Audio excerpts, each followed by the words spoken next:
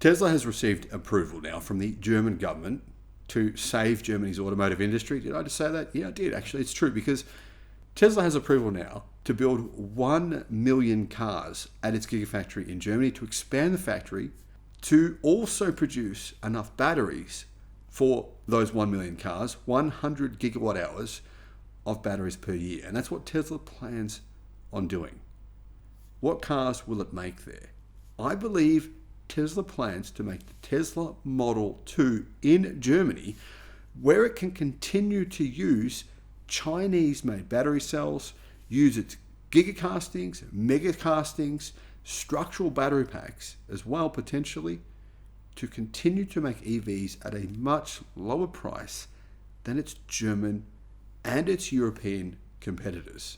Tesla has just received approval for the biggest or second biggest, depending on how you look at it, electric car factory in the world. Germany, as in German automakers, are very concerned. They're fighting against it. However, German ministers and I believe the German government are very well aware of the fact that they will lose a significant portion of their automotive industry. They have really no choice but to support an American car company.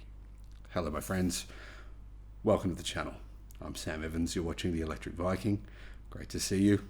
Welcome to all the new subscribers. Great to have you. Welcome back, everyone else. Tesla has finally reached approval for its mega factory, and I'm talking, this is giga, maximum to the maximum possible level electric car factory in Germany. It will be the biggest car factory building EVs in Germany. It will be the second biggest car factory in Germany, period. But it's obviously a big threat to the German automotive industry. They're very well aware of this. And therefore, environmental groups backed by the Volkswagen Group, financially at least, are trying to fight against it. However, they're basically exasperated because they haven't won. Curiously, they have not been fighting against the open cut coal mine, which is around about 30 miles down the road and uses 141 times more water than Tesla's Gigafactory in Brandenburg. So what exactly is going on? Well, on Monday, the 23rd of October, Brandenburg's State Office of the Environment rejected objections against Tesla's plans to expand its Gigafactory in Berlin. The meeting in a local town hall covered the allegations that local environmental associations had against Tesla's expansion plans for Giga Berlin. The Green League Brandenburg and the Association for Nature and Landscape didn't attend the meeting because, well, that was their way of protesting or something like that anyway. The discussion is a farce, said the state manager of the Green League, Michael Ganfire, which have to some degree been successful. They've also lit Tesla Model Ys on fire. A group of 12 Tesla Model Ys burnt to the ground recently. I'll put a link in the description below to my video about that. This is the only place in the world where we're seeing so-called green environmental groups protest against an electric car factory. For the Nauru group, in particular, from the Volkswagen Group. That's where a lot of their funding comes from. Ganshow referred to Tesla's application documents, which were partially blacked out, saying that it's totally unfair. They said the partially redacted documents served as a basis for the hearing.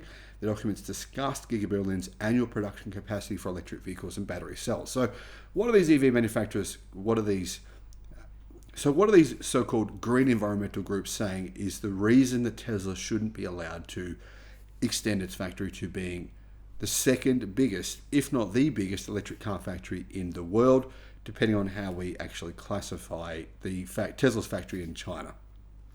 They say that it uses too much water. The thing is, though, Tesla is not actually asking to use more water to expand the size of its factory. So what are they actually protesting against? Well, no one seems to really know, because Tesla was approved for the amount of water they need to build 1 million electric cars at their factory in Germany. They were approved for this when the factory was originally approved last year. So nothing has changed. Tesla, in fact, is not even asking for more water. So no one really understands what these environmental groups are protesting. I don't think they do. Tesla has updated documents due to its expansion plans though. So essentially it's changed its documents that it's sent to the government in order to be able to make the factory basically twice as big. So what do they want to do with the factory? What's going on here? Well, Tesla wants to go from being able to produce 500,000 electric cars at the factory in Germany to 1 million. It also wants to increase battery cell production to 100 gigawatt hours annually, which is considered a very, very big battery factory. This is clearly a threat to German automakers. They obviously will have to compete against this, and they're very concerned that this is going to be hard to do. Why? Because they don't use gigacastings. They don't use structural battery packs. They don't use mega castings. They don't actually make that many batteries themselves. Andre Scheigner led the meeting about Tesla and their gigafactory expansion. Scheidner is from the State Office of the Environment. According to Teslarati, he said that Tesla's updates to its documents are completely legal and Tesla haven't done anything wrong.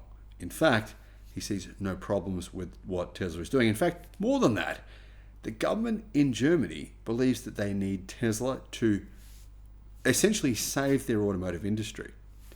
Locals in the area, though, are voicing concerns about the resources Tesla needs to increase production at its factory in Berlin. In August, the Strasbourg-Erkner Water Association rejected Tesla's Gigafactory Berlin expansion plans, even though Tesla didn't actually change the amount of water it's been approved for. It didn't change anything, so we don't really know how that's happened. But anyway, the utility provider provided 3 reasons for rejecting Tesla's expansion plans, including its inability to provide the water volume required to increase production, even though Tesla hasn't even asked for more water in the first place. On the other hand, German Chancellor Olaf Scholz showed support for Giga Berlin's production increase. In other words, it's pretty much a done deal.